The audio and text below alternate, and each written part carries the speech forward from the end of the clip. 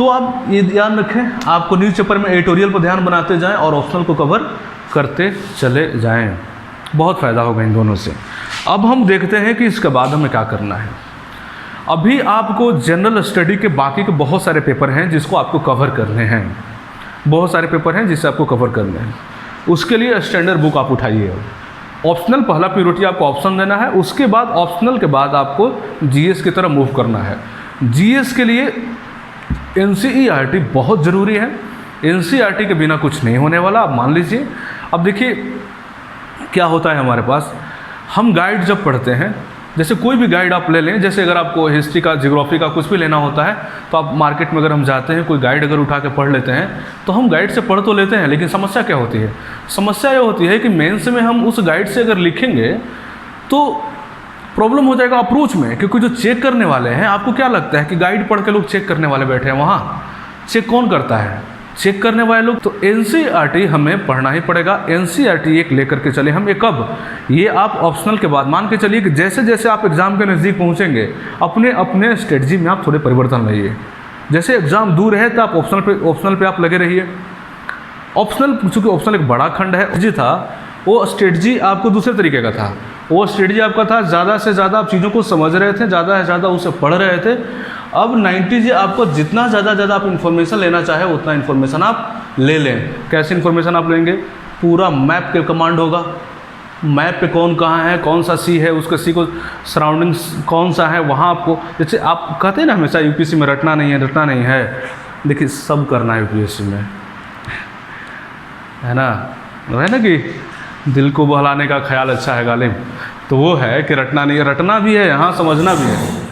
आप बताइए, अब कौन सा काला सागर है या फिर कैस्पियन सी है, उसके आसपास कौन से बाउंड्री याद नहीं कीजिएगा तो याद हो जाएगा, ऐसे ही समझने से सिर्फ समझने लगी, कैसे नदी होती है, कैसे सागर होती है, कैसे पानी बहता है, समझते रहिए। कंडेंसेशन सिस्टम पूरा आप समझ लिए, कैसे बारिश होता है, कैसे बारिश ऊपर जाना है, कैसे होना है, सब समझ लिए। अब आपसे पूछेगा कि प्रशांत महासागर से जितने लगने वाले देश उनका नाम पूछेगा, आपसे क्या करेंगे आप, समझ आपकी ख़त्म हो गई ना। तो रटना पड़ता है, इसमें ऐसी बात नहीं है, रटना पड़ता है। तो आप जैसे पूरा ज्योग्राफिकल मैप आप देखेंगे, मैपिंग से आप देखेंगे कि कहाँ से कौन सा, जो भी इम्पोर्टेंट चीज़ें हैं, अभी जो घटना भी घट रही है, उदाहरण के तौर पर अभी जो घटना लेबनान में घटी है, अब लेबनान में घटी है तो ज्योग्राफिकल कंडीशन से आपको क्या होगा, वो इम्पोर्टेंट हो गया। इम्पोर्टेंट तो वो इतना हो गया है कि अक्षांश सा देशांतर तक आपको याद रखना चाहिए कि किस देशांतर पर किस अक्षांश को आता है और उसको कौन सी रेखा काटती है वहाँ से आगे पीछे हो करके, आप ये भी ध्यान में रखेंगे क्योंकि वहीं से रिलेट करके पूछेगा, है ना।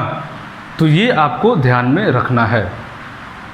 मेडिटेरियन सी है तो मेडिटेरियन सी के किस तरफ है, दाएं हैं बाएं हैं, उसका बाउंड्री किसके साथ लगता है, क्या उसका बाउंड्री किससे लगता है, क्योंकि एक क्वेश्चन तो कई बार पूछा गया है कि मेडिटेरियन सी है, उस मेडिटेरियन सी में बाउंड्री किस किस कंट्री का लगता है, उसका नाम पूछ लेगा आपसे। सऊदी अरब देगा, जॉर्डन देगा, इजिप्ट देगा, लीबिया देगा, और आपको ये देगा, इजराइल देगा, सीरिया देगा, उसमें से एक बोलेगा कौन इसमें है, 1 2 3 1 2 3 ऐसे पजलिंग कर देगा आपके साथ। तो आपको याद रहेगा तब ना, मैप याद रखिए आप, उसको याद होगा। अपने दिमाग में मेडिटेरियन सी सोचिए, कहाँ पे मेडिटेरियन सी है, मेडिटेरियन सी दिख जाएगा, नीचे अफ्रीका, ऊपर यूरोप और दाएं तरफ है एशिया की शुरुआत होती है, बाएं तरफ तो आप अटलांटिक महासागर में कूद जाएंगे अगर जाएंगे जिब्राल्टर संधि से पार होकर। तो आप याद कीजिए कौन कौन सा देश है वहाँ पे। लेबनान आपको एकदम किनारे ही दिख जाएगा, वहीं पे लेबनान दिखेगा, उसके बाद आपको इजराइल दिख जाएगा। ऐसे ही करते करते आपको पता चल जाएगा कि जॉर्डन तो उधर है। तो पता कैसे चलेगा, याद रहेगा तब तो पता चलता, याद तो आपको करना ही पड़ेगा ना। तो इस तरीके से याद आपको करना पड़ेगा। ज्योग्राफिकल भी आपको देखना पड़ेगा, कौन प्रदेश में आ रहा है, उष्णकटिबंधीय है, वहाँ पे भूमध्य सागरीय है, कौन सी जलवायु है वहाँ पे, ये भी आप देखेंगे।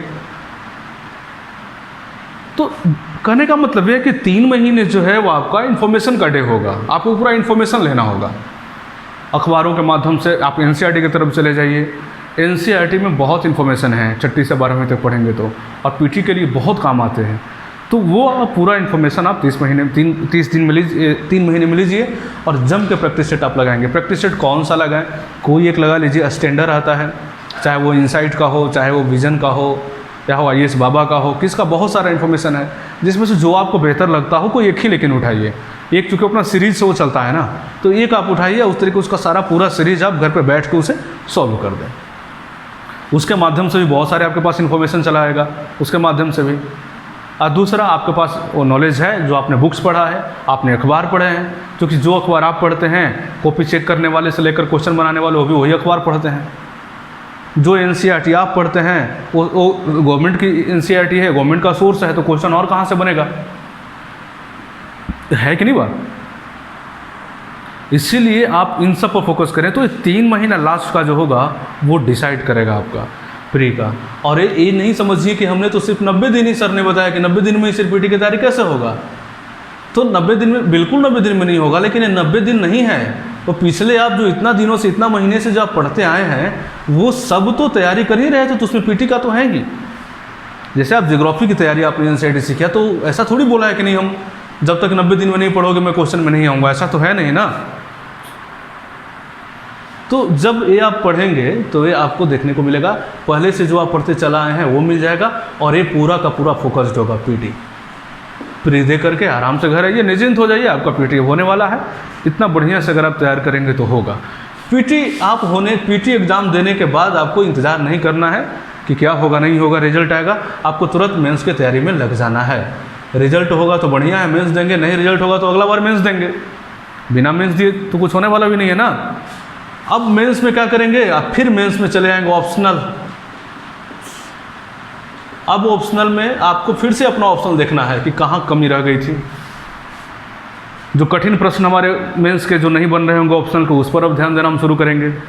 और जो बन रहे थे उसको एक बार और बना लेंगे, तो रिवीजन होगा अब ऑप्शनल का रिवीजन होगा। इथिक्स उठाइए है, अब आप एथिक्स पढ़ना शुरू करेंगे, एथिक्स पे क्वेश्चन लिखना शुरू करेंगे, ये भी शुरू करेंगे, इसकी तैयारी चलने लगेगी। अब बाकी GS भी टाइम इसमें डिवाइड कर लीजिए, और टाइम डिवाइड करके आप उसमें आगे बढ़ना शुरू कर जाइए, तो प्रेशर कम हो जाएगा। क्योंकि ये जो 3 महीना का टाइम बीतता है ना, बहुत प्रेशर वाला टाइम बीतता है। इतना इन्फॉर्मेशन है, इतना प्रैक्टिस सेट हमें प्रैक्टिस करना पड़ता है। इसके बाद रिलैक्स हो जाती है चीज़ें। इसके बाद आपके पास टाइम मिलेगा, ऑप्शन पढ़ेंगे, डेली एक आंसर राइटिंग और ऑप्शन कर लेते हैं आप, तो आपको टेंशन नहीं होगा 1 या 2।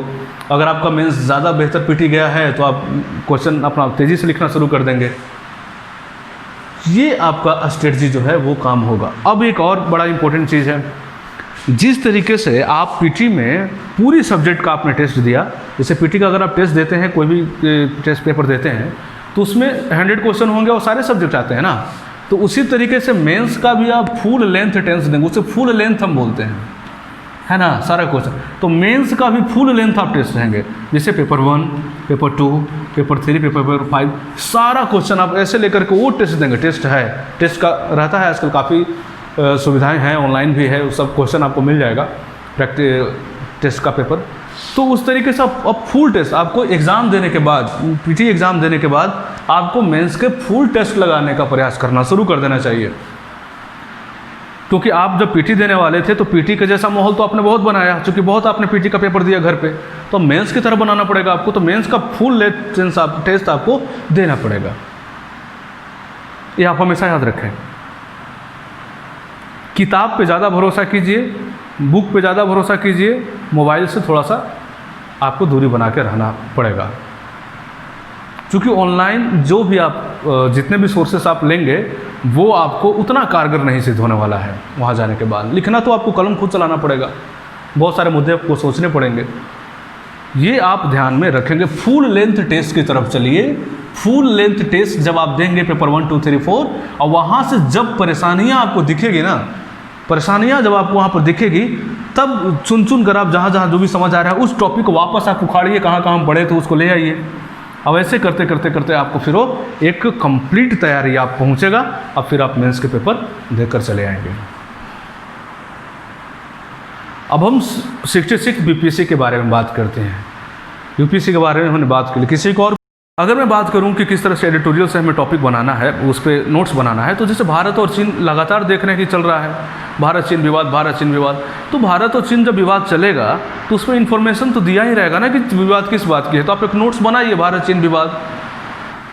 अब भारत चीन विवाद में एडिटोरियल में राइटर क्या कहना चाहता है, आप अपनी बातों को संक्षेप में लिख लें, एकदम शॉर्ट में। कितना भी आप बेकार लिखेंगे वो बहुत काम करने वाला है, वो बहुत काम करने वाला है। तो इस तरीके से आप छोटे मोटे नोट्स आप उसका बनाते चले, बिना दिमाग पे जोर दिए हुए।